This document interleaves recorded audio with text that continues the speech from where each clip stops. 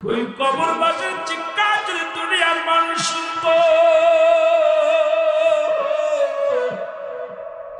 এই দুনিয়ার মানুষগুলো হাত ফেল করে মারা যেত। জোরে জোরে চিল্লায় বলো আল্লাহু আকবার। কবরে আযাব হয় একমাত্র মানুষ এবং দানব বুঝতে পারে না। যদি বুঝতে চান, আগামীকাল আপনাদের এই গরুস্থানে একটা গরু বানবেন, গরুটা বেঁধে ধুয়ে দেখবেন, খাবার দিবেন, সুন্দর খাবার দিবেন, একটু চকির আড়ালে দাঁড়াইবেন, দেখবেন গরুটা রশি ছিঁড়াছিঁড়ি করে, গরুটা খানা খায়, চোখে দরদর করে পানি ছেড়ে দেয়, টালুমালু তাকাবে। কারণ একমাত্র মানুষ এবং দানব কবরে আযাব বুঝতে পারে না। ওই কবরে আযাব আপনাদের গুরুস্থানে যারা শুয়ে আছে, কোন কবরে আযাব হচ্ছে এটা একমাত্র পশুতে বুঝতে পারবে, আপনি বুঝতে পারবেন না। ওই কবরবাসীর ওই চিৎকার যদি দুনিয়ার মানুষ শুনতো, এত জোরে আওয়াজ, এত বড় চিৎকার, এই দুনিয়ার মানুষগুলো সব আত্মের করে মারা যেত। জোরে জোরে চিল্লায় বলো আল্লাহু আকবার। এ দুনিয়ার মুসলমান,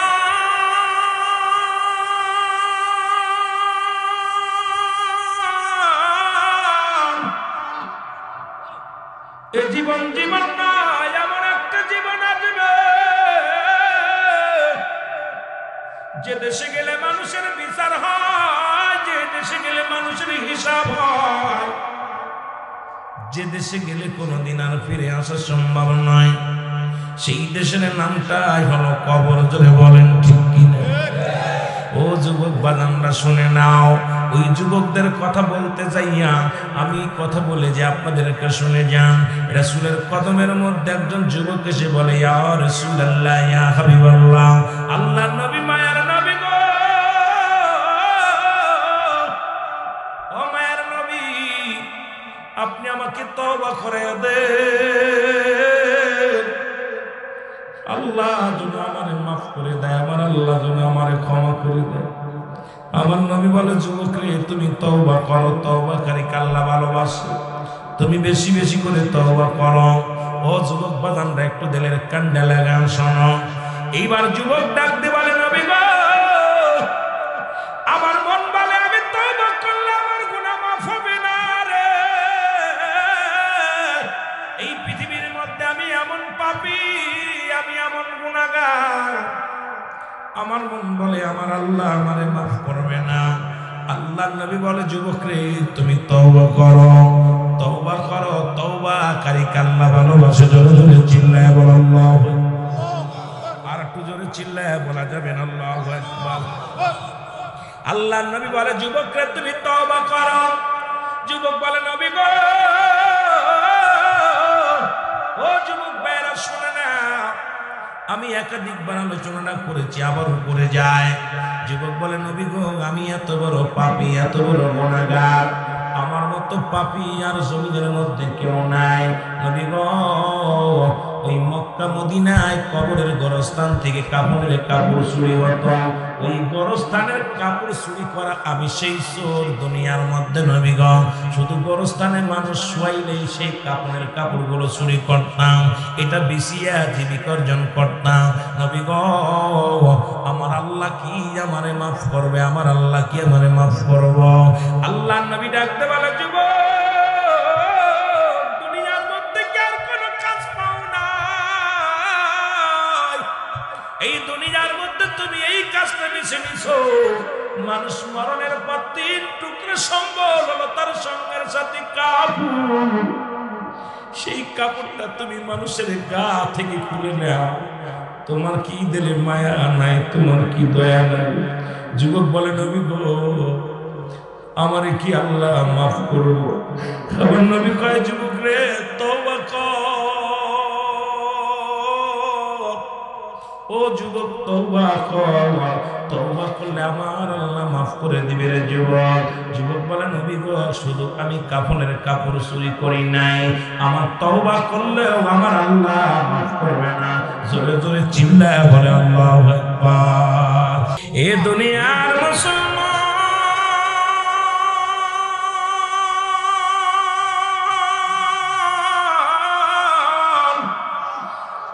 যুবক ডাকতে বলে, নবী গো,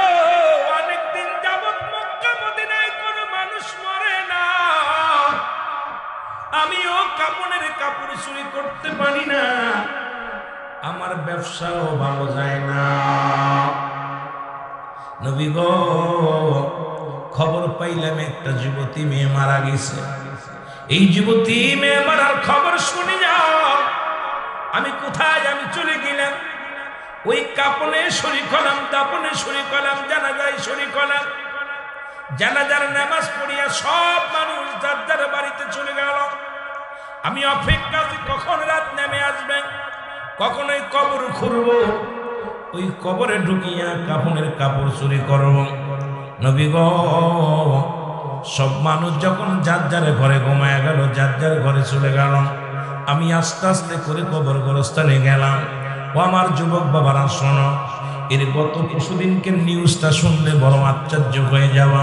গাইবান্ধার জমিনে কবর থেকে মানুষ তুলে মানুষের গোস্ত খায় মানুষে, নরখাদক মনে করছে শিয়ালে খায় লাশটারে মুসলমান। এখন যা দেখে দুইজন ব্যক্তি বইয়া বইয়া একটা বাচ্চা ছেলে মারা গেছে, তার লাশটা কবর থেকে তুলে উঠায়া এই তাজা গোস্ত ছিঁড়ে ছিঁড়ে শিয়ালে কুকুরের মতো খায়। কোন দেশে আছেন রে মুসলমান, শুনে নাও। আজকে দেশের মধ্যে গজব, পৃথিবীর মধ্যে গজব, সব জায়গা চিনারা বিশাল। আমার যুবক বাজানরা যেহেতু মাহফিলে বসেছ, কয়েকটা কথা বলে যাই, তারপরে আমি আলোচনা শুরু করে অন্যদিকে একটু গল্প করে আগে আলোচনা করে আসি। জোরে জোরে চিল্লায় বলা যাবে না আল্লাহু আকবার। যুবক ডাকতে বলে, নবী গো,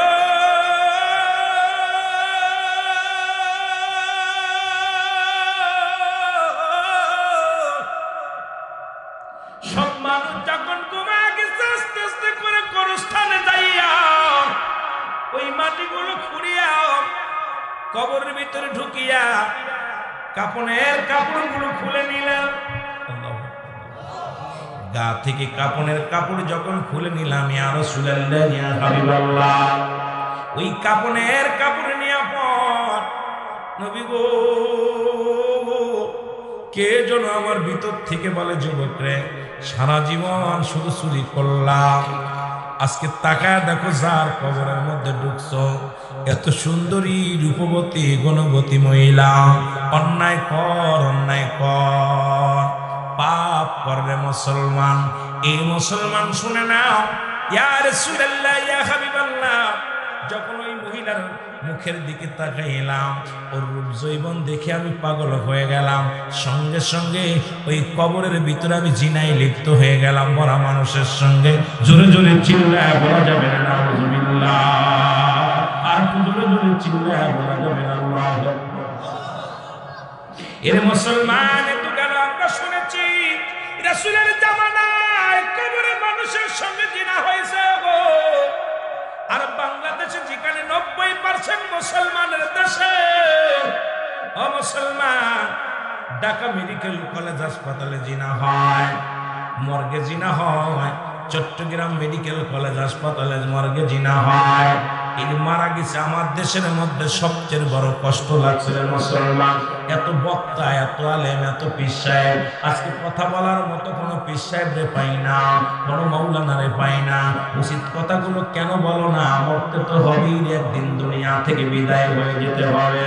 আজকে মুসলমানের রাষ্ট্রের মধ্যে, মুসলিম কান্ট্রির মধ্যে মুসলমান, এই মক্কা মদিনায় কবরে জিনা হয়েছে, আর বাংলাদেশের জমিনে শুনে না, ঢাকা মেডিকেলে দেখা গেল লাশকাটা ঘরে কি হলো শুনে না। যদি মিথ্যা বলি এখনই আপনারা আমার বিচার করবেন। দেখা যায় লাশকাটা ঘরে গলায় ধরে নিয়ে মারা গেছে, আলামত পাওয়া যায় জিনা। দেখা যায় মারা গেছে বিষ খাইয়া, আলামত পাওয়া যায় জিনা। মারা গেছে অ্যাক্সিডেন্ট করে, আলামত পাওয়া যায় জিনা। চট্টগ্রামে একই অবস্থা। তখন চিন্তা করলো ডাক্তার সাহেবরা, বসলো, হাকিকতটা কি জানার দরকার। এবার ডোমরে যাইয়া সিসি ক্যামেরা লাগাইয়া ডোমরে নিয়ে যখন রিমান্ডে নিয়ে মুসলমান 7 দিনের রিমান্ড দিছে, ডোম বলল একজন নাই, দুজন নয়, আজ থেকে শত শত যুবতী নারী, যে সমস্ত মেয়েরা আত্মহত্যা করে, অ্যাক্সিডেন্ট করে মারা যায়, এই সুন্দরী যুবতী নারীগুলো যখন আমরা তাদের কাস্ট কাটার জন্য, এই তাদেরকে অপারেশন করার জন্য যখন আমরা টেবিলের পর উঠাই, ওর রূপ জৈবন দেখে সহ্য করতে পারি না, আগে জিনা করিনি।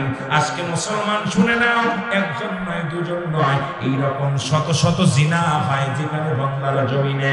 আজকে মুসলমানের রক্তক্ষরণ হয় না, মুসলমান বোবা হয়ে গেছে। কিসের নামাজ, কিসের রোজা, কিসের হজ? আজকে এই সমস্ত মানুষের আমাদের মাঝে বিচার, জিনার বিচার গো।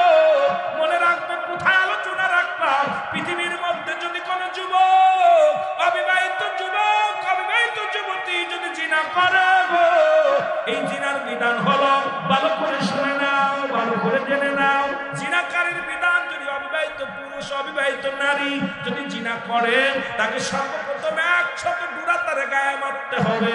কয়েকটা ডুরা মারা পরে যদি মারা যায়, এর উপরে তারা কি করতে হবে? তাকে গোসল করাবে, তাকে কাফন পরাবে, তাকে জানাজা পড়ে কবরে দেওয়া হবে। বাকি যে বেতের আঘাতগুলো বাদ থাকবে, এগুলো তার কবরের উপরে মারতে হবে।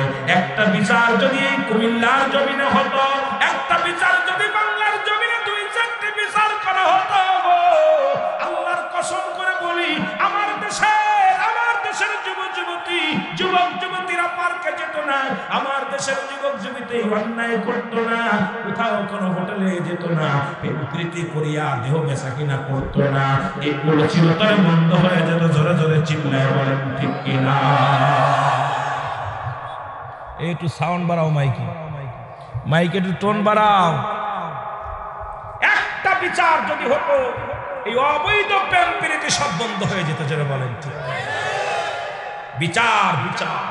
এখন যদি কোন বিবাহিত পুরুষ যদি জিনা করে, এ মুসলমান, যেদিকে তাকায় শত শত দেখি বলৎকার।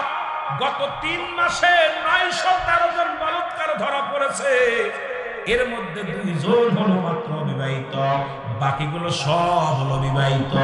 এখন বিবাহিত পুরুষ, বিবাহিত নারী। আপনাদের কুমিল্লার জমিন অনেক ভাইরা বিদেশের মাটিতে, আমার বোনেরা অন্য মহিলার জন্য পুরুষের আসক্ত হয়ে যায়। ও মুসলমান শুনে নাও, আজকে যুবকদের যেহেতু পেয়েছি, 2-4টে কথা বলে যায়, হয়তো আমার কথা শুনে অনেক প্রেমিক প্রেমিকার কষ্ট হবে, এইরকম জিনাকারীদের কষ্ট হবে। তবু আমার বলতে হবে, কারণ মুসলমান, এই মরণের পেয়ালা পান করা লাগবে, কিয়ামতের ময়দানে জবাব দেওয়া লাগবে। আপনার কাছে দিয়া আমার আপনার জিহ্বা কাটা হবে। আমরা আমলের ওয়াজ করে নিজেই আমল করি না, আমরা দুনিয়ার মধ্যে জিনার ওয়াজ করে নিজেরাও জিনা জানি না, নিজেরাই শরিয়াতের ওয়াজ করি, শরিয়াত বুঝি না, শুধু তরিকা বুঝি না, আমারে ভাব চিন্তা করি। এই মরার পথটা ছেড়ে দাও, মরার পথটা ছেড়ে দাও। মারিফতের অর্থ যদি তোমরা জানতা, জীবনেও কোনোদিন অন্যায় পথে লিপ্ত হতে না। এই মারিফতটা এখানে বইয়া, এই গ্রামের জমিনে বইয়া, মদিনার অলি গলিতে ঘুরবা, আপন পিতা মাতার খেদমতের মধ্যে নিজের হয়ে যাইবা, আমলের মধ্যে থাকবা। এখন এই দুনিয়ার মধ্যেই পরে পাপ ছেড়ে দিছো, এখন শুধু নারী পুরুষ পর্দার মধ্যে যাইয়া এই মারিফত ঢুকায়া দিছো। এর জন্য জাহান্নাম হবে। আমার আল্লাহ বলেন, এই বেঈমান মুনাফিকদের জন্য একটা নয়, 2টি নয়, আমি আপনার প্রস্তুতি করে রাখছি আশা সাথে জান্নাত। বিসমিল্লাহির রহমানির রহিম। উ'ইদ্দাত লিল কাফিরিন।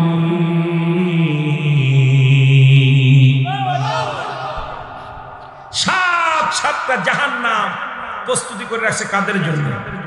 জাহান্নামীদের। কয়টা যাবেন নি? এখন বিবাহিত পুরুষ, বিবাহিত নারীদের জন্য শাস্তির বিধান শোনো গো। আজকে যেখানে যাই শুধু পরক্রিয়া, মেম্বার সাহেব জানে, যদি পার্লামেন্টে আসে প্রায় সপ্তাহে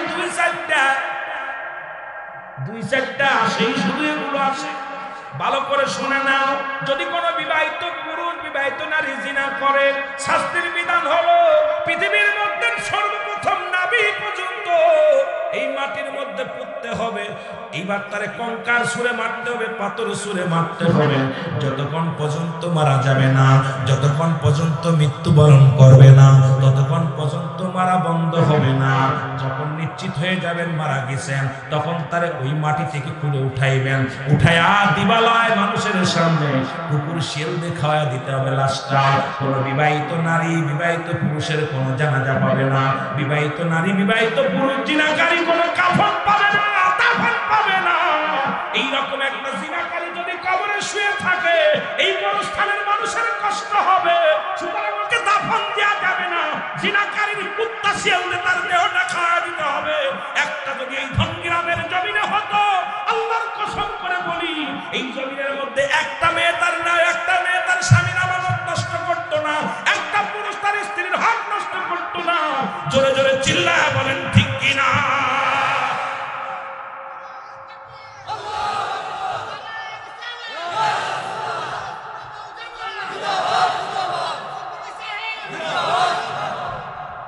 বিবাহিত পুরুষ বিবাহিত নারী জিনা করলে এদের মাপ নেই।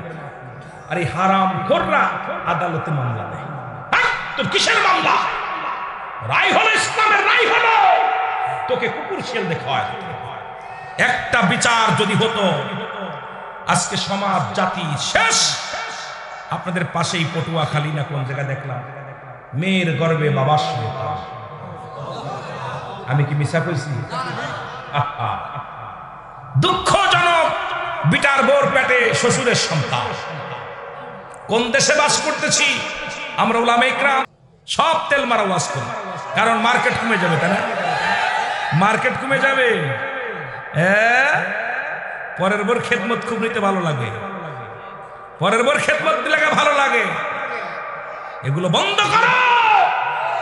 শরিয়াতের দৃষ্টিতে যেটা হারাম, হারামকে কোন ব্যক্তি হালাল করে সে কাফের, কাফের, কাফের। যেটা বলেন ঠিক কিনা? এগুলো বিধানগুলো আমাদেরকে বুঝতে হবে, জাতিকে বাঁচাইতে হবে, সমাজকে বাঁচাইতে হবে, দেশকে বাঁচাইতে হবে। যেটা বলেন ঠিক কিনা? আমার জাতি শেষ হয়ে যায় আর আমরা ব্যবসা ভালো পাইছি, টাকা আইরে ওয়াজের যে জমজমাট একটা ব্যবসা চলতেছে। যে বক্তা যত যার গিবাত করতে পারে, যে বক্তা ল্যাং মারতে পারে, ওর মার্কেট বাজারে বিশাল কথা কইনি। আইরে মার্কেট খালি আমি আইসা একদলের গালি দিতে পারলে আমার মার্কেট। এগুলোর ওয়াজ না, ওয়াজের জাতিকে বাঁচাও, সমাজকে বাঁচাও। জাতি শেষ, সমাজ শেষ। এদেরকে বাঁচাও, উঠাও, জাগাও, এদেরকে ওয়াজ বাধ্য করো। আজকে ওয়াজ থেকে শিক্ষা নিতে হবে, ওয়াজ থেকে শিক্ষা নিতে হবে। আমরা ওয়াজ থেকে পাইতেছি শুধু গিবাত, ওয়াজ থেকে পাইতেছি শুধু জিনা। আমরা পাইতেছি কি? আপনার ওই কোন বাজে ওয়াজ, কোন বক্তার গলা ভালো, কোন বক্তা ভালো কমিটমেন্ট করতে পারে, কোন বক্তা ভালো মানুষ অন্যরে কাফের কইতে পারে, কোন বক্তা কোন মৌলবীরে কি করতে, এইগুলো বন্ধ করতে হবে। যারা বলেন ঠিক কি? এগুলো সব বন্ধ করে দিয়ে তুমি হক কথাগুলো বলো। হক কথা বললে ইমাম সাহেবের চাকরি থাকে না। যদি হক সাহেব হক কথা বলে, আপনাদের ইমাম সাহেবের ইমাম থাকবে না।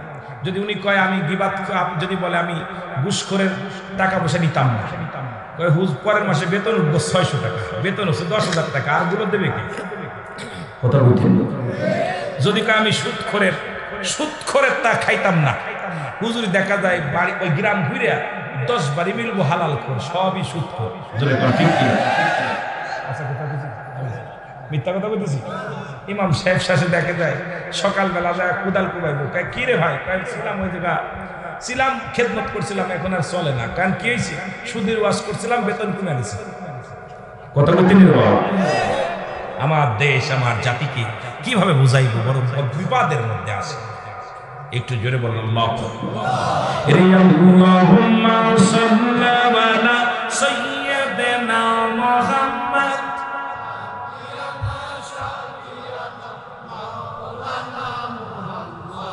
আল্লাহুম্মা সাল্লি আলা সাইয়্যিদিনা।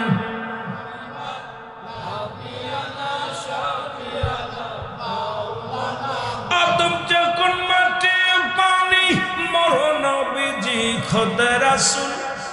আদম যখন মাটি পানি, মরো নবীজি খোদ রাসূল। তার উপরে পড়েন দুরূদ, তার উপরে পড়েন দুরূদ। আল্লাহ ফেরেশতা কুল আল্লাহুম্মা সাইয়্যিদিনা মুহাম্মদ নাবিয়ানা শাফিয়ানা মাওলানা মুহাম্মদ। এ দুনিয়ার মুসলমান,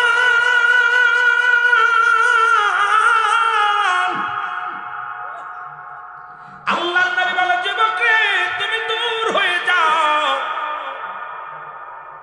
বলে হুজুর, যখন ওই মেয়ের সঙ্গে আমি জিনায় লিপ্ত হলাম, কবর থেকে যখন কাপড় নিয়ে উঠতেছিলাম, ইয়া রাসূলুল্লাহ, ইয়া হাবিবাল্লাহ, ওই যুবতী কবর থেকে আওয়াজ এসেছিল, যুবক আমি অসহায়, আজকে তুমি বাধা দিতে পারলাম না। ও যুবক তুমি আমার সঙ্গে ব্যভিচার করলে, অন্যায় করলাম, আমি আল্লাহর আদালতে মামলা দিলাম, আমার আল্লাহ যেন কোনোদিন তোরে ক্ষমা করে না। জোরে জোরে চিল্লায় বলো আল্লাহু আকবার। ইয়া রাসূলুল্লাহ, ইয়া হাবিবাল্লাহ, সেই থেকে আমি ঘুমাইতে পারি না, সেই থেকে নবী গো আমি খাইতে পারি না, চলতে পারি না। নবী গো আমাকে তো তওবা ফরমায় দাও, নবী কয় দূর হয়ে যাও, আমার কদম থেকে দূর হয়ে যাও। এই যুবক চলে গেলেন কানতে কানতে, একদিন নয় দুদিন নয়, 40টা দিন পার হয়ে যায়, এক গিলাস পানি খায় না, শুধু গাছের লতা পাতা খায়, কান্দে আল্লাহ তুমি আমারে মাফ করে দাও, আমারে ক্ষমা করে দাও। যুবকের গায়ের চোখের পানি পড়িয়া মুখের মধ্যে গা হয়ে গেল, দেহখানা কোন কাল মাটির মধ্যে গোড়ায় আর কান্দে কান্দে আর বলে আমার আল্লাহ তুমি যদি আমারে মাফ না করো আমি কোথায় যাবো গো আল্লাহ। কান্দতে কান্দতে অবশেষে ইলহাম পাইলেন, যুবকরে তোর চোখের পানি আল্লাহ কবুল করেছে। যুবক রাহমাতুল লিল আলামিনের কদমের মধ্যে যাও, রহমতের নবী যেন তোরে তওবা করায়া দেয়। নবীর কদমে চলে আসলেন, নবীজি তার তওবা করায়া দিলেন, মাফ পেয়ে গেলেন। আমি আপনাদের অনুরোধ করে যাই রে যুবক, ওই শুনেছি আমরা মক্কা মদিনায় জিনা হতো কবরে, আর এখন বাংলার জমিনে জিনা হয়, এর থেকে বাঁচার কি উপায় সেইটা আমাদের এখন খোঁজার দরকার। বলেন ঠিক কিনা? সেটা খুঁজে আমি দেখলাম আজকে মানুষের মতো মানুষ হতে পারি না। যুবক বাবা বলতো মানুষের মতো মানুষ হতে হবে, দাদাই বলতো মানুষের মতো মানুষ হতে হবে, চাচাই বলতো মানুষের মতো মানুষ হতে হবে, সবাই বলতো মানুষের মতো মানুষ হতে হবে। এখন আমরা চিন্তা করতাম, দাদাই বলে মানুষের মতো মানুষ হতে হবে, বাবাই বলতো মানুষের মতো মানুষ হতে হবে, বাবাই বলতো মানুষের মতো মানুষ হতে হবে। এখন আমি চিন্তা করতাম, বাবারও তো দুটি হাত, আমারও তো দুটি হাত, বাবারও তো দুটি চোখ, আমারও তো দুটি চোখ, বাবার যা আছে আমারও তাই আছে, মার যা আছে আমারও তাই আছে, উস্তাদেরও যা আছে আমারও তাই আছে। তবে মানুষ হতে হবে কেন? আজ বুঝেছি কেন বলেছিল মানুষ হতে। আজকে মানুষ বিদেশ থেকে ডিগ্রি লইয়া, লন্ডন থেকে আমেরিকা থেকে লক্ষ লক্ষ টাকা খরচ করে বড় বড় ডিগ্রি নিয়া এমবিবিএস ক্যাডার হইয়া, বিশেষ ক্যাডার হইয়া অফিসে বসিয়া যারা ঘুষ ছাড়া যাদের কলম চলে না, আজকে লক্ষ লক্ষ টাকা যারা ঘুষ খায়, এই সমস্ত মানুষগুলো তারা মানুষ হতে পারে না। তারা মানুষের বলেন ঠিক কিনা? আমি আমার জরিপ দ্বারা মিলাইছি, আপনাদের কেমন জানি না, আমার জরিপ দ্বারা দেখলাম 99% শিক্ষিত মানুষই ঘুষখোর। আমার দেশে কোনো রিক্সা চালক ঘুষ খায় না, আমার দেশে কোনো কৃষক ঘুষ খায় না, ঘুষ খায় বড় বড় অফিসাররা। যেটা বলেন ঠিক কিনা? বড় বড় ডিগ্রি নিয়ে অফিসের মধ্যে বইছে। আমার দেশে সবচেয়ে কষ্ট পাইলাম ওদিন যে আমার দেশে পিয়নের হয় 5টা করে বাড়ি। পিয়নের হয় কয়টা বাড়ি? 5টা বাড়ি। অনেকে আবার কইব হুজুর কি কন? আমি গত কয়েকদিন আগে দেখলাম মন্ত্রণালয়ে 2 পিয়নের 5টা করে বাড়ি ঢাকার শহরে। বোর গাড়ি আলাদা, মেয়ের গাড়ি আলাদা, ছেলের গাড়ি আলাদা, নিজের গাড়ি আলাদা। দুদক যখন ধরছে, 2টা ছেলে মেয়ে গভর্নমেন্ট স্কুলে পড়ে, তার বেতন হচ্ছে 30,000 টাকা, উনি মাসিক বেতন পায় 17,000 টাকা। পিয়ন পায় কত? কথা কইতে নি রে বাবা, 17,000 টাকা পিয়ন পায়। আর ওর ছেলে মেয়ে 2টা পরে 30,000 টাকা মাসিক খরচ। কত? আর ওর বেতন কত? ওর বইয়ের যে দামি প্যারাডো গাড়ি, ওরও শেষ করলা। ছেলের হচ্ছে 2টা এলিয়ন গাড়ি, 2 ছেলে মেয়ে 2টা, 5টা বাড়ি। উনাকে জিজ্ঞেস খালি এসব আল্লাহ দিছে। কেন কথা কইতে নি রে বাবা? বগুড়ার পিয়নে বলছে সব আবার আল্লাহ দান করছে। ভাই কেমনে দান করছে? ভাই হুজুর ওই যে বড় অফিসার গিয়ে তদবির করি তো ওর জন্য কিছু পাওয়া যায়। কই তুই যদি এত পাস তাহলে অফিসার কেমনে পাইছে? কথা কইতে নি রে বাবা? দেশের পিয়নের 5টা বাড়ি হয় এই দুর্নীতিবাজদের জন্য। আজকে আমার জাতি বিপদের মধ্যে, আমার সমাজ বিপদের হবে, জোরে বলেন ঠিক কিনা, আরো জোরে বলেন ঠিক কিনা। বিদেশ থেকে ডিগ্রি নিয়ে ডক্টর ইঞ্জিনিয়ার হইয়া যাদের টাকার জন্য অপারেশন করে না, অনেক রোগী মারা যায়, কথা বলেন ঠিক কিনা। এরা মানুষ না মানুষ? হিসাব করে দেখছি তারা পড়ালেখা করছে, ডিগ্রি নিছে, কিন্তু মানুষ হতে পারে নাই, এরা অমানুষ, জোরে বলেন ঠিক কিনা। আর যারা মানুষ হয়েছে সারাদিন পরে এক টুকরা খানা খাবে, তবু হালাল খাবে, জোরে বলেন ঠিক কিনা, আরো জোরে বলেন ঠিক কিনা। এরা অমানুষ হয়েছে, অমানুষ। আবার আমার দেশের অনেক সরকার ৮০,০০০, ৯০,০০০, ১ লাখ টাকা বেতন দেয়, তারপরে ঘুষ খায়, জোরে বলেন ঠিক কিনা। ঘুষ না খাইলে ওদের পেট ভরে না, ঘুষ না খাইলে পেট ভরে না, সুদ না খাইলে পেট ভরে না।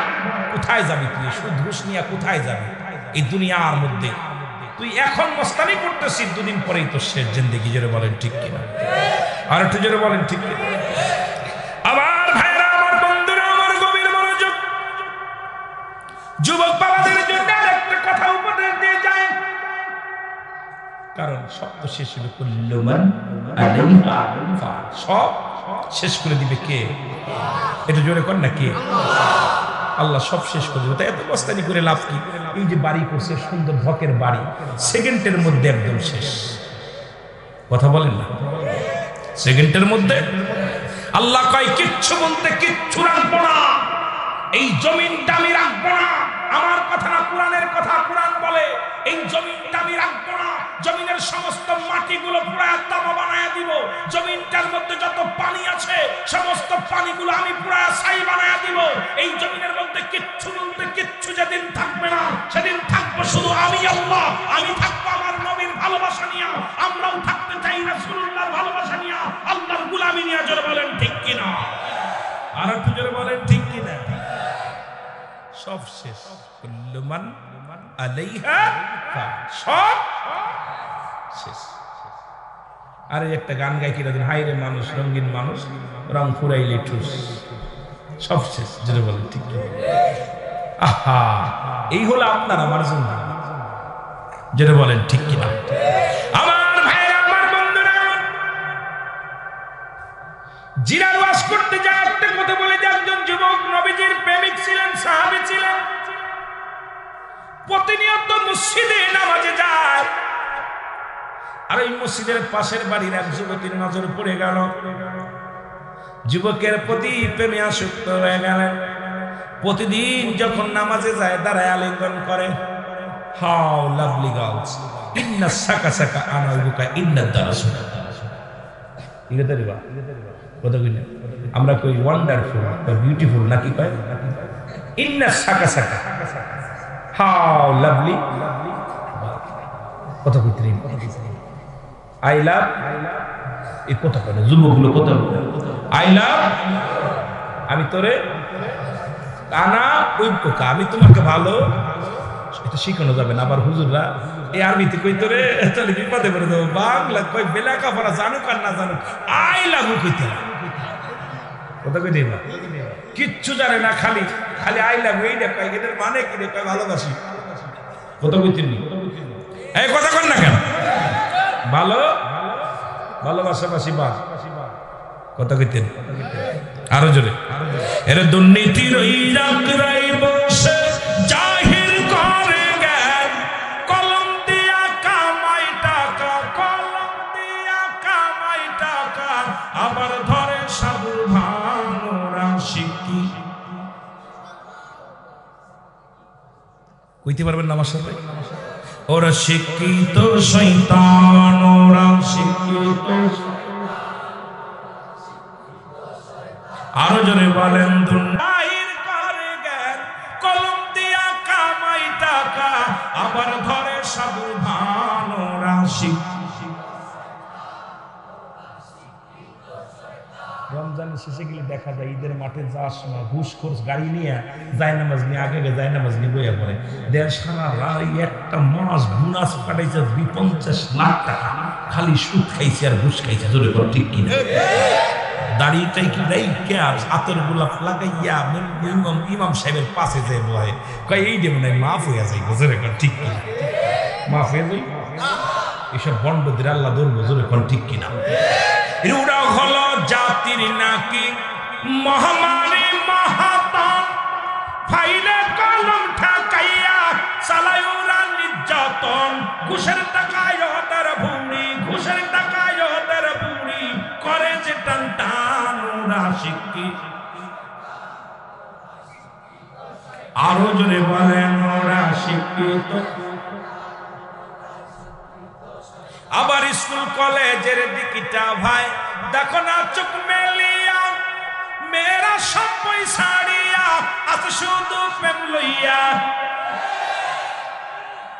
স্কুল কলেজের দিকটা ভাই দেখো না চোখ মেলিয়া ছেলেরা সব পয়সাড়িয়া আছে শুধু প্রেম লইয়া আরে অসুজে তার সঙ্গের সাথী হইতেছে মস্তান ওরা শিক্ষিত এ মুসলমান যুবকদের শুনালেন তোরা শিক্ষিত সমাজদেরকে বলে যায় জাতিকে বলে যায় সুশিক্ষায় শিক্ষিত হতে হবে এই কবর কিন্তু ছাড়বে না এই কবর কোনদিন তোমার ছাড়বে না এর আজরাইল যেদিন ধরা দিবে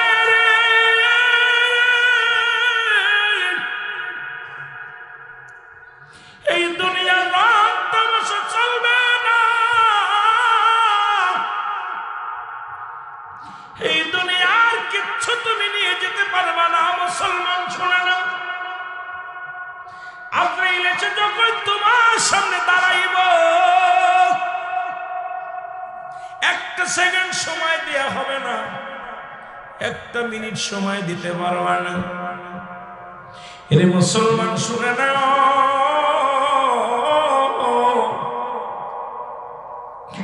এই মরণের পেয়ালা পান কর্তব্যের মধ্যে কোনো সন্দেহ নাই 2 নাম্বার বিপদ হলো কবর কবরের মধ্যে যেদিন আপনাকে আমাকে শোয়া দিবে রে বাবা ও যুবক বন্ধুরা আমি যুবকের ওয়াজ করতে যাই একটু আগায় গেছিলাম আবার একটু পিছিয়ে আসি এর যখন তোমার কবরে শোয়া দিবে ওই কবরের ভিতরে একজন ফেরেশতা আসবে না বলে তার নুমান ফেরেশতা যদি বলেন কি ফেরেশতা নুমান ফেরেশতা তোমাকে ডাক দিয়ে উঠাইবে বান্দা ওঠো অনেক লম্বা ইতিহাস আমি কেমনে বলবো বান্দারে ডাক দিয়ে উঠায় বলো ওঠো বান্দা উঠবে নুমান ফেরেশতার হাতের মধ্যে 2 টুকরা কাগজ থাকবে এক টুকরা নেকির কাগজ আর একটা হলো বদির কাগজ নুমান ফেরেশতা ডাক দেবে বান্দা ওঠো ও তাজুল ইসলাম মেম্বার সাহেব ওঠো মেম্বার সাহেব উঠাইবে ডাক দিয়ে উঠানো ডাক দে বলবে মেম্বার সাহেব এই না তোমার আমলনামাটা নাও পৃথিবীর মধ্যে আপনি যে কাজ করেছেন আপনার নিজের আমল নিজের লেখা লাগবে দুজন কেরামন কাতিবিন দুজন ফেরেশতা প্রতিটা মানুষের কাছে থাকে আপনি সারা জিন্দেগি 80 বছর 50 বছর 70 বছর হায়াত পালেন বাবারে এই যত আমলনামাটা লিখছেন সব আমলনামা যার যার আমলনামা তার লেখা লাগবে নমান কলো আমার দেশে অনেক মুসলমানই জানে না অনেক আলেমরা এই আঙ্গুলের মাথায় চুন জড়াইয়া পান খায় আমি বলি দাদারে তোদের পায়ে ধরে বলে যাই আঙ্গুলটাই চুন লাগাস না এই আঙ্গুলটা হবে একমাত্র কবরের ভিতরে তোমার কলম তোমার পেন এই কলম দিয়া লেখা লাগবে এই আঙ্গুলের বড় দাম এই আঙ্গুল দিয়া নবীজি চন্দ্রকে দ্বিখণ্ডিত করেছে এই চন্দ্রকে দ্বিখণ্ডিত করেছে আমার নবীজি সুতরাং এই আঙ্গুলটার মর্যাদা আঙ্গুলটার দাম অনেক বড় মুসলমান ডাকতে বলবেন তাজুল ইসলাম বলবে তাজুল ভাই মেম্বার সাহেব বলবে ফেরেশতারে আমি তো এখন কলম পাইলাম কালি পাবো কই ডাকতে বলবে ফেরেশতারা ও তাজুল ইসলাম শোনো ওই কলম তুমি পাইলা কালি তোমার মুখের থুতু বড় আমি আপনাদেরকে পায়ে ধরে বলে যাই আজ থেকে মুখের মধ্যে গাঁজার টান দিয়েন না মদের টান দিয়েন না আজ থেকে বিড়ি খাবেন না সিগারেট খাবেন না আজ থেকে গালের মধ্যে আপনাদের পায়ে পড়ি আপনাদের হাতে ধরে বলে যায় যুবক বাবারা এই মুখটা দিয়া মায়ের গর্ভে যখন ছিল নাবির সঙ্গে নাবির যোগাযোগ করে দিছে জোড়া লাগায়া দিছে এই মুখটা জিকিরের জন্য আল্লাহ পবিত্র রাখছে এই মুখটা দিয়া আমার আল্লাহ কুরত্ব খাওয়ান নাই সেই মুখ দিয়া কেমনে তুমি হারাম জিনিস খাও মারো, সেই মুখ দিয়া কেমনে তুমি বিড়ির মধ্যে টান মারো, এই মুখ দিয়া তুমি কেমনে গাদার মধ্যে টান মারো, এই মুখ দিয়া কেমনে তুমি মদের পেয়ালা হাতে নিয়ে টান মারো। আমি যুবকদের হাতে ধরে বলে যাই, পায়ে ধরে বলে যায়, এই মাদককে না বলো, মাদককে না বলো। এই মুখ দিয়ে কাউকে কষ্ট দিও না, এই মুখ দিয়া কাউকে আঘাত দিও না, এই মুখ দিয়ে কোনোদিন হারাম জিনিস ঢুকায়ও না। এই মুখের থুতু মুবারক হবে কালি।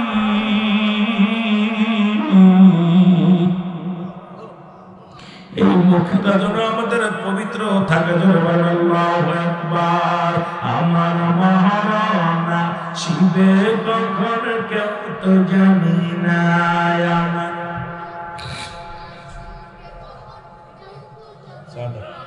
কুল্লু নাফসি। এই পৃথিবী চিরদিন থাকার জায়গা নয়, অন্ধকার কবর যে তোমার আসল ঠিকানার মানুষ, অন্ধকার কবর যে তোমার। এই আমি চলে যাব, আমায় তোমরা ভুইলা যাইও না, আমি চলে যাব। আমার মহারানা শিবে কখন কেউ তো জানি না,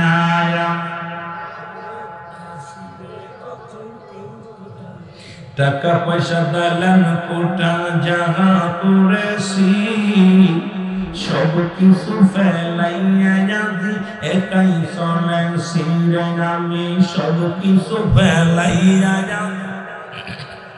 আমি যাবার কালে ভেবে দেখি আমার কেউ নাই, আমি যাবার কালে আমার মহারানা শিবে কখন কেউ তো জানি না।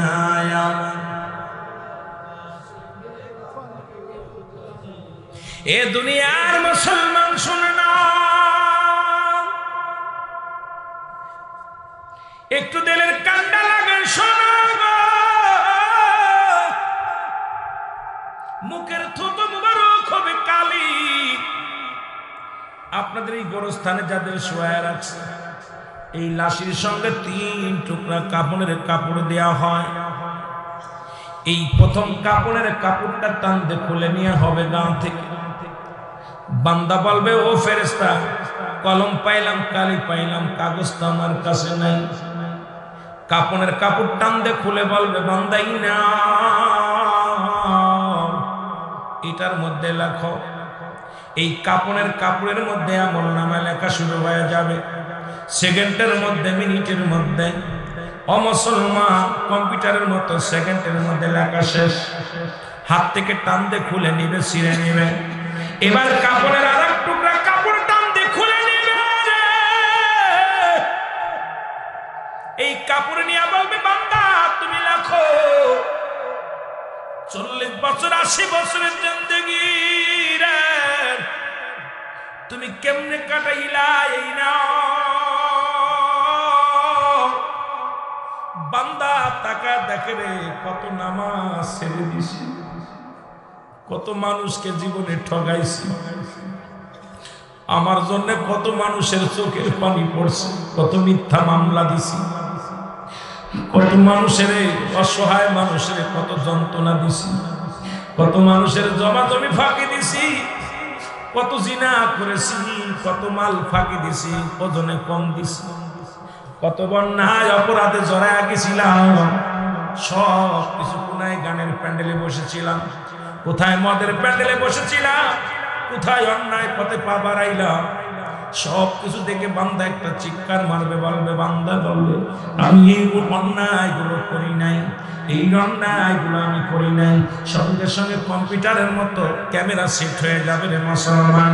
কত তারিখ, কত মাস, কোন বছর, কত সেকেন্ড, কত সময় তুমি অন্যায়টা করেছিলে, ওই রকম ভিডিও পেলে সামনে বাইর হয়ে যাবে। বান্দা চিৎকার মেরে বলবে, ফেরেশতারা রে, আমাদের তুমি এইগুলো লেখায়ও না, আমি শুনতে পারি না আল্লাহ। এমন সময় ফেরেশতা ডান দিক থেকে চাপ দিবে মাটি, বাম দিকে হাড্ডিগুলো চলে যাবে। বাম দিক থেকে চাপ দিবে, ডান দিকে হাঁটতে চলে যাবে, উপর থেকে নিচে থেকে চাপ দিবে রে মুসলমান। এই মাটিগুলো যখন চাপ দিবে, এবার এক একটা গম্বুরা মাতুরে দিয়া যখন আঘাত করবে, শত শত গজ মাটি নিচে চলে যাবে। বান্দা এত জোরে চিৎকার মারবে রে, ওই কবরবাসের চিৎকার যদি দুনিয়ার মানুষ শুনতো,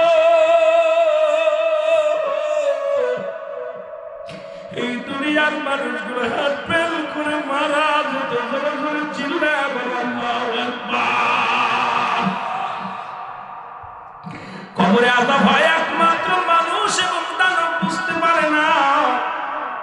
যদি বুঝতে চান, আগামীকাল আপনাদের এই গরুস্থানে একটা গরু বানবেন, গরুটা বেঁধে ধুয়ে দেখবেন, খাবার দিবেন, সুন্দর খাবার দিবেন, একটু চোখের আড়ালে দাঁড়াইবেন, দেখবেন গরুটা রশি ছিঁড়াছিঁড়ি করে, গরুটা খানা খায়, চলবে দরদর করে পানি ছেড়ে দেয়, টালু মালু তাকাবে। কারণ একমাত্র মানুষ এবং দানব কবরে আযাব বুঝতে পারে না। ওই কবরে আযাব আপনাদের গোরস্থানে যারা শুয়ে আছে, কোন কবরে আযাব হচ্ছে এটা একমাত্র পশুতে বুঝতে পারবে, আপনি বুঝতে পারবেন না। ওই কবরবাসীর ওই চিৎকার যদি দুনিয়ার মানুষ শুনতো, এত জোরে আওয়াজ, এত বড় চিৎকার, এই দুনিয়ার মানুষগুলো সব আত্মের করে মারা যেত। জোরে জোরে চিল্লা বলো আল্লাহু আকবার। হঠাৎ যদি যাই মরিয়া পারা পর শিবির করিয়া, হঠাৎ যদি যাই মরিয়া, ওরে দেখিতে আসিবে সবে আমার মরা লাশ, বলেন দেখিতে আসিবে সবে আমার মরা, দাও দিয়ে কাটিবে কেহ যারের কাঁচা বাঁশ, বলেন দাও দিয়ে কাটিবে কেহ, গরম পানি মশারি তলে কাপড় খুলিয়া, সে বিদায়ের গোসল দিবে ডলিয়া ডলিয়া, তিন টুকরা সাদা কাপড় অন্যরকম শ্বাস, তিন টুকরা সাদা কাপড় অন্যরকম শ্বাস, দা দিয়ে কাটিবে কেহ যারের কাঁচা বাঁশ, বলেন হঠাৎ যদি যাই মরিয়া, আরো যদি বলেন হঠাৎ যদি যাই মরিয়া, পাড়া পর শিবির করিয়া, হঠাৎ যদি যাই মরিয়া, ওরে দেখিতে আসিবে সবে আমার মরা লাশ, বলেন দেখিতে। এ মুসলমান,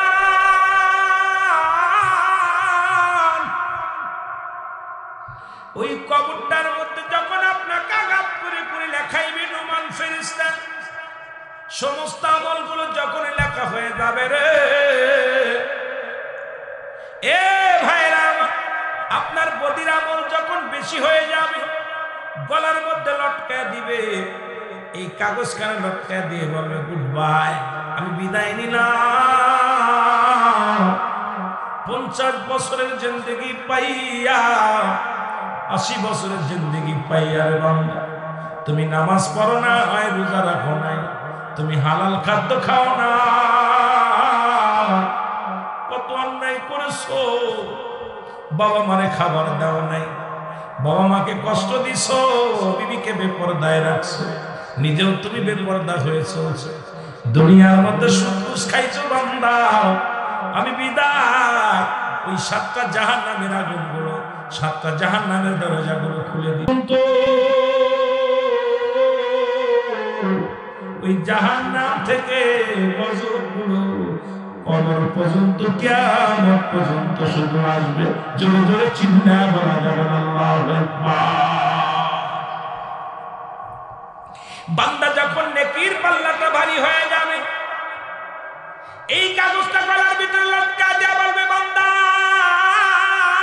তুই বড় ভাগ্যবান, বুদ্ধিমান, দুনিয়ার জিন্দেগিতে তুমি ভালো কর্ম করেছ, অন্যায় করো না, জুলুম করো না, মানুষকে ঠগাও নাই, বিবিকে পর্দায় রাখছো, মেয়েকে পর্দায় রাখছো, নিজে তুমি ইসলামের বিধান মেনে চলছো, 5 ওয়াক্ত সালাত আদায় করেছো, হালাল খাদ্য খাইছো বান্দা, তুমি বড় ধন্য রে বান্দা। তোমার জন্য প্রস্তুতি করা আছে। আল্লাহ বলেন বিসমিল্লাহির রাহমানির রাহিম উ'ইদ্দাত লিল মুমিনিন। আল্লাহ কয় মুমিন মুত্তাকিনদের জন্য আমি আল্লাহ প্রস্তুতি করে রাখলাম আপাত জান্নাত। জোরে জোরে চিল্লায়া বলা যাবে না মারহাবা। এই একটা দরজা খুলে দিবে রে, ওই একটা দরজা জান্নাতের, একটা দরজা খুলে দিবে, একটা জান্নাতি খুলে দিবে।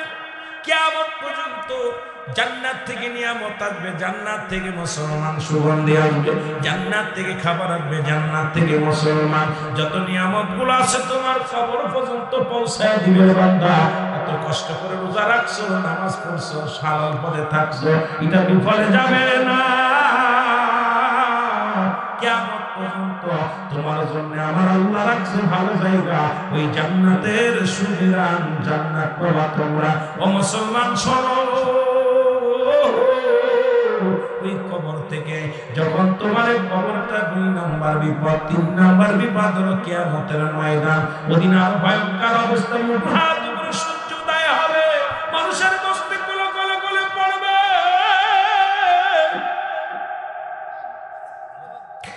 কেউ বলো পানির মধ্যে সাঁতার কাটবে, কেউ বা মাথা পানি, কেউ হাঁটু পানি, মাথার মস্তিষ্কগুলো গলে গলে জমিনের মধ্যে পড়বে। ও মুসলমান শুনে না, সেদিন পিতা পুত্র চিনবে না, ভাই ভাইকে চিনবে না, আত্মীয় আত্মীয়রে চিনবে না, কেউ কারো চিনবে না, সবাই দৌড়াইবে, ছোটাছুটি করবে। সেদিন একমাত্র উম্মতের দরদি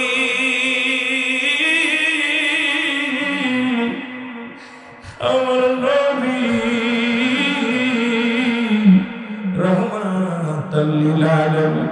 ইবনিয়ান নবী বলে না, হায়াতি খায়রুল লাকুম ওয়াফাতি খায়রুল লাকুম ওয়া মামাতি খায়রুল লাকুম। জোরে জোরে চিল্লায়া বলা যাবে না মারহাবা, আর জোরে জোরে চিল্লায়া বলা যাবে না আল্লাহু আকবার। নূরের নবী প্রেমের ছবি, নূর নবী প্রেমের ছবি, আশিকানের জান, মায়া মেলার কোলে আসলো পূর্ণিমার চাঁদ। বলেন মায়া মেলার কোলে আসলো পূর্ণিমার চাঁদ। আল্লাহুম্মা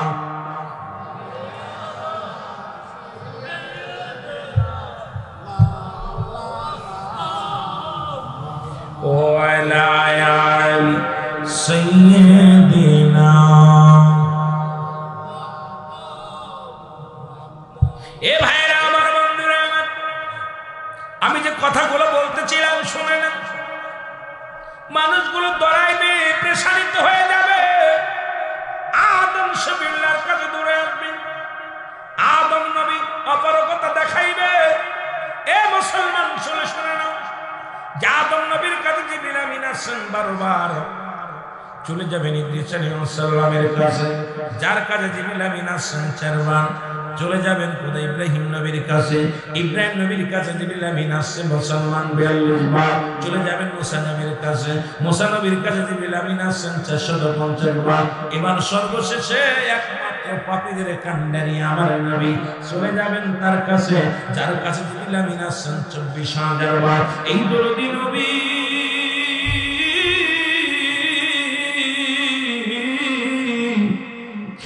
মায়ের নবী, দয়ার নবী, উম্মতের কান্ডারি চলে যাবেন। মুসলমান শুনে নাও, এ মুসলমান, ইব্রাহিম খলিলুল্লাহর কাছে। ইব্রাহিম বলবে আমি অপারগতা, আমার দ্বারা সম্ভব না, চলে যাও তোমরা কার কাছে? মুসা নবীর কাছে। মুসা নবী করবে আমি অপারগতা, আমি আর পারছি না, চলে যাও তোমরা আখিরি নবী উম্মতের কান্ডারি কদমের মধ্যে চলে যাবে উম্মতিরা। আমার নবী ডাকতে বলেন উম্মতিরা, আমি নবী একমাত্র উম্মতের কান্ডারি, আমি নবী উম্মতের মায়ায় কান্দি। এই জন্য নবী বলতেছেন হায়াতি খায়রুন লাকুম, আমার হায়াতের জিন্দেগিটা আমার নবী বলেন উম্মতিরা রে, আমি নবী দুনিয়ার মধ্যে আগমন করলাম, এটা আমার উম্মতের জন্য কল্যাণ স্বরূপ। শরীয়তী কথা কি আপনার পথ সব জায়গা আমার নবী।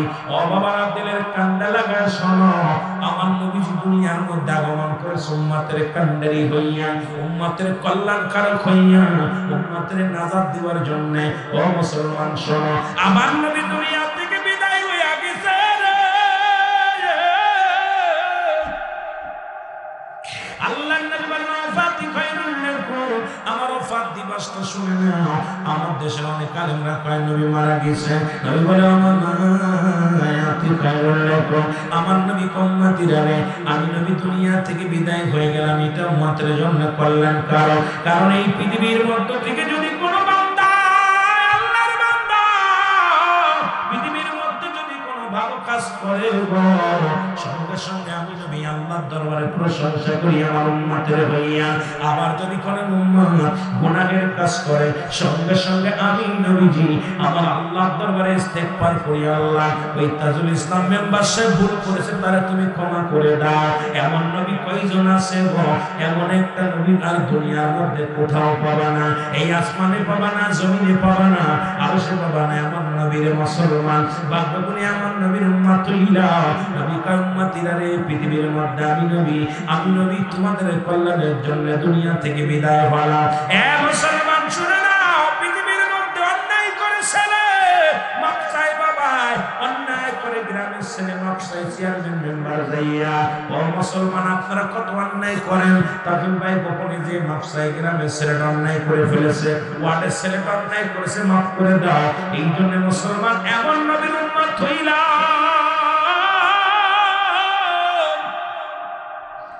ভুল করে উম্মত মাফ চায় আমার নবী।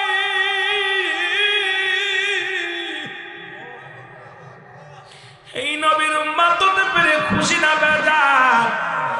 জোরে জোরে চিল্লায় বলেন খুশি না বেজার? রে আমার মনে জল্পনা কল্পনা, নবী যাব আমি সোনার মদিনায়, বলো যাব আমি, আরো জোরে বলেন যাব আমি। রে আমার মনের জল্পনা কল্পনা, নবী যাব আমি সোনার। এর নবীজি কেউ ভালোবাসি, মনটাই আমার অনেক খুশি, নবীজি কেউ ভালোবাসি, মনটাই আমার।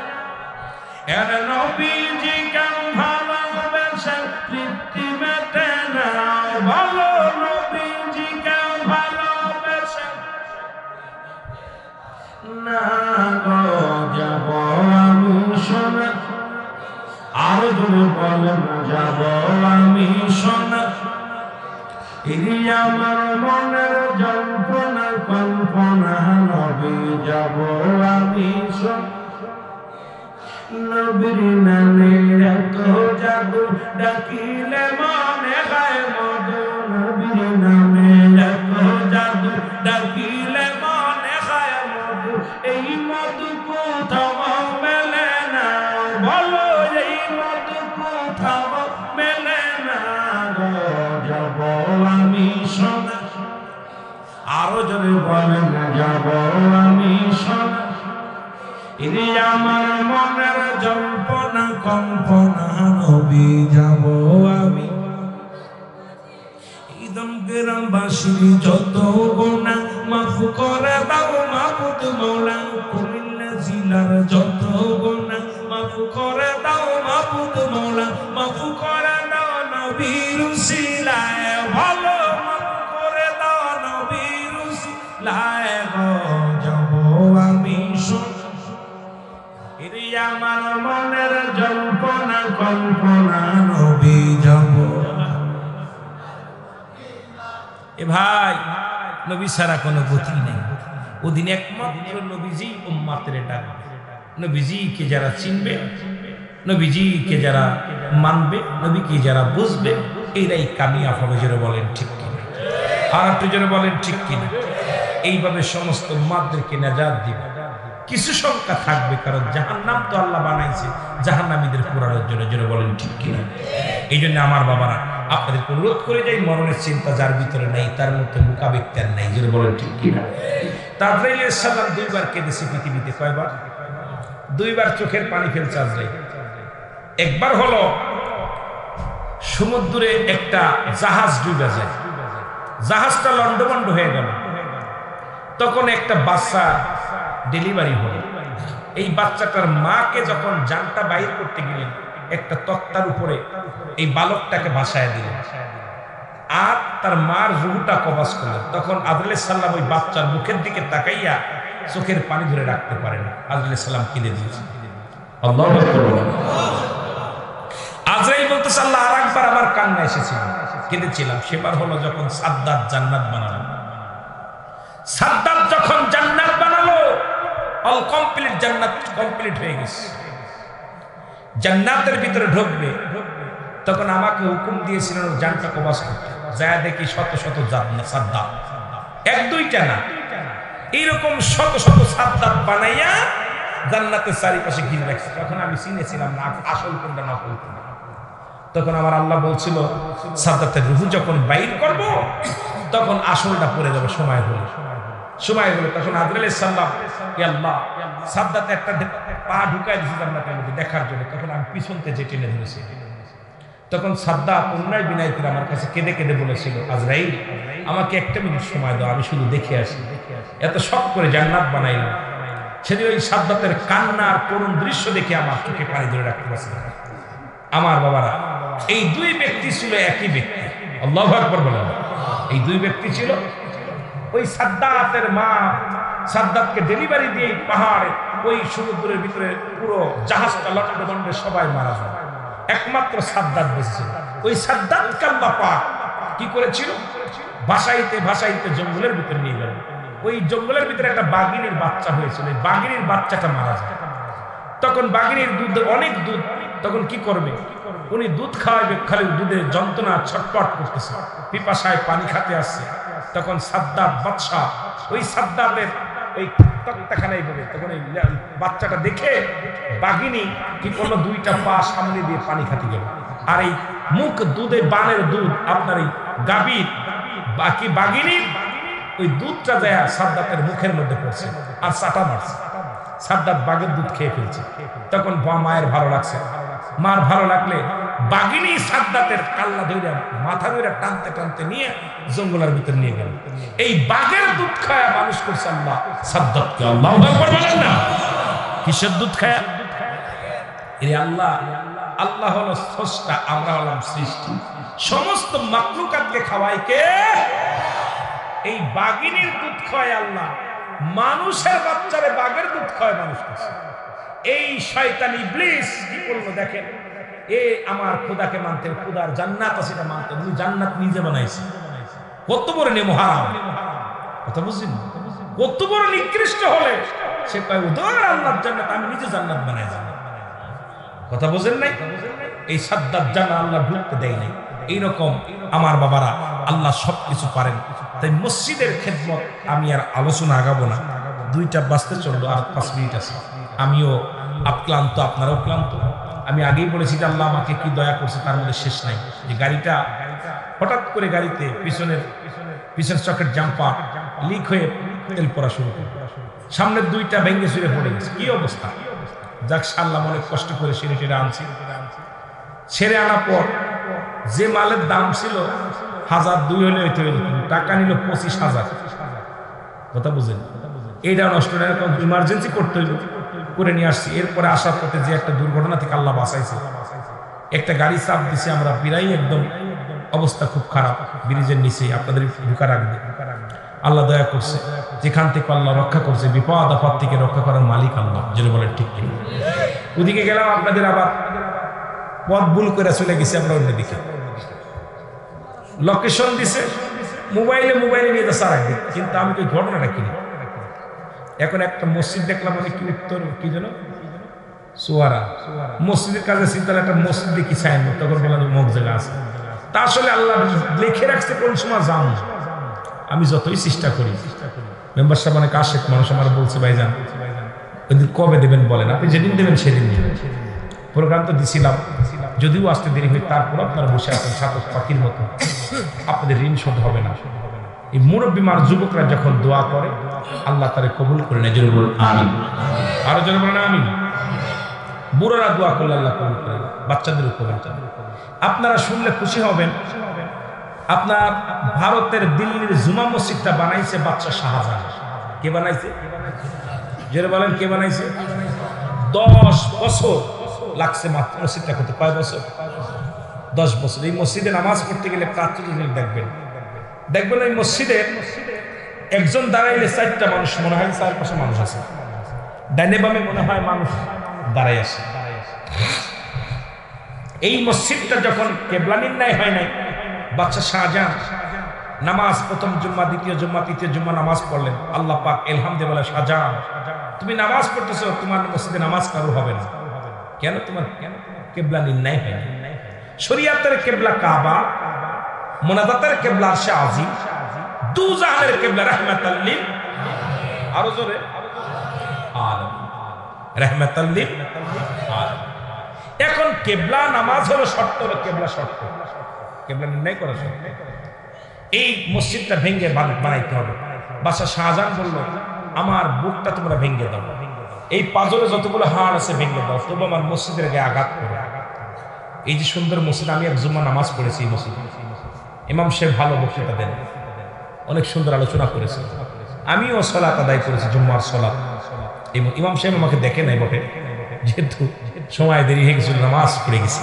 একটা জুম্মার নামাজ আমি পড়েছি এই জন্য বলবো এই মসজিদটা যখন ভাঙতে বললো বাদশা শাহজাহান বললো তোমরা আমার বুকের হাত দিয়ে ভেঙে ফেলো তবু আমার মসজিদের গায়ে হাত দিও মসজিদটাকে আমি কত ভালোবাসি এরে খালি তো বলেন বাদশা শাহজাহান তাজমহল বানাইছে বুকারা হো খালি তাজমহলের মধ্যে সীমাবদ্ধ না সে একটা জান্নাতের একটা আল্লাহর ঘর বানাইছে সুবহানাল্লাহ আরো জোরে তখন মসজিদের কিবলা নির্ণয় করবে কেমনে কয় কেমনে উনি সন্ধান নিলেন সবার কাছে কয়েকজন আল্লাহর ওলির কাছে যাও উনি চলে গেলেন কার কাছে আপনি প্রথম চলে গেলেন ওই জামানার তৎকালীন জামানার একজন আল্লাহর ওলি হলো নিজামউদ্দিন আউলিয়া যাদের কথা আল্লাহ বলে সূরা ইউনূসের মধ্যে 11 নম্বর পারা 62 নম্বর আয়াত আল্লাহ বলে আলা শাদ্দান ইন্নানি চালা ইন্নাল মুমিনুনা তিনি যারা ওলি হয় লা নাই খুব চক্রবর্তী হয় আল্লাহ অবস্থান করে হুজুর করে জানেন তাদের কোনো চিন্তা নাই ভাবনা নাই মেরকাত শরীফের কথা 10 খন্ড 722 নম্বর পৃষ্ঠা তাফসীরুল বায়ান 5 খন্ড 524 নম্বর পৃষ্ঠা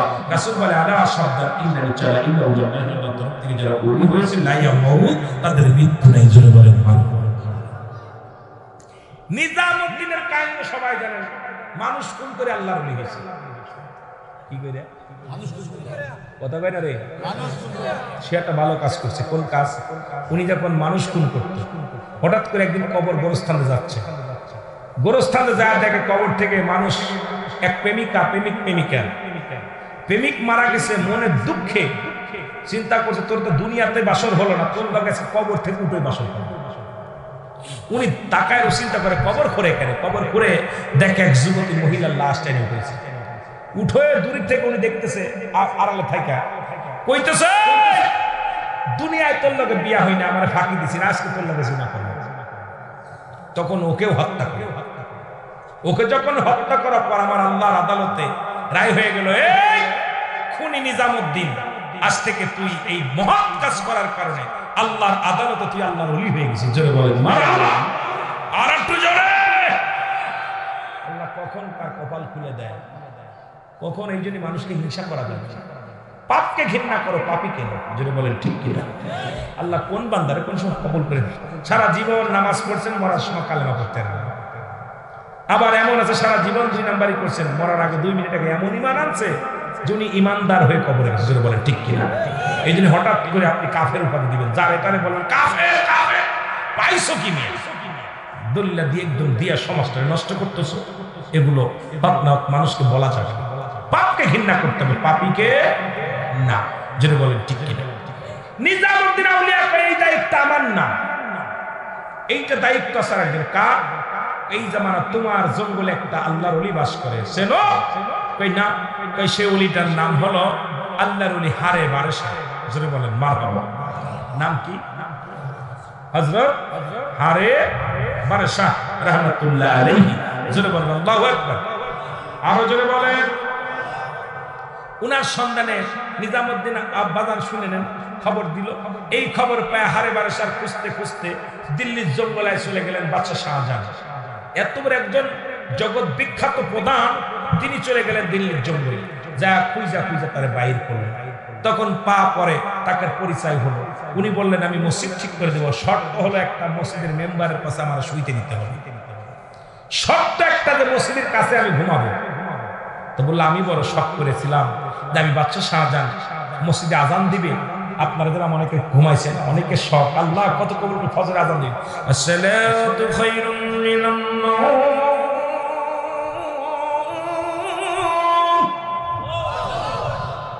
ঘুম থেকে নামাজ, সবাই দুনিয়ার মানুষ হবে, কবরের মানুষ হবে।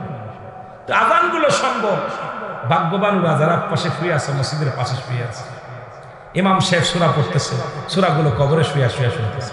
সুবহানাল্লাহ বলেন। ভাগ্যবান, ভালো লাগছে আমার যে কবরের পাশে, মসজিদের পাশে কবর, কবর গোরস্থানটা মসজিদের পাশে হয়েছে, অত্যন্ত খুশি হয়েছে। আজকে আমি খেয়াল করে যখন গাড়িতে বলে নামার পর দেখলাম, বললাম যে আগেই অত্যন্ত ভালো লাগছে যে মসজিদের একজন একজন মুসল্লি তো দোয়া করবো। জোরে বলেন ঠিক কি? উনি বললেন আমি মসজিদের পাশে, আমার স্বপ্ন ছিল মসজিদের মেম্বারের শোনাবো। তা বললো না আমি শোবো। ঠিক আছে। তখন মসজিদের পাশে যে আল্লাহর ওলি হারে বারেশা মসজিদে হাত দিয়ে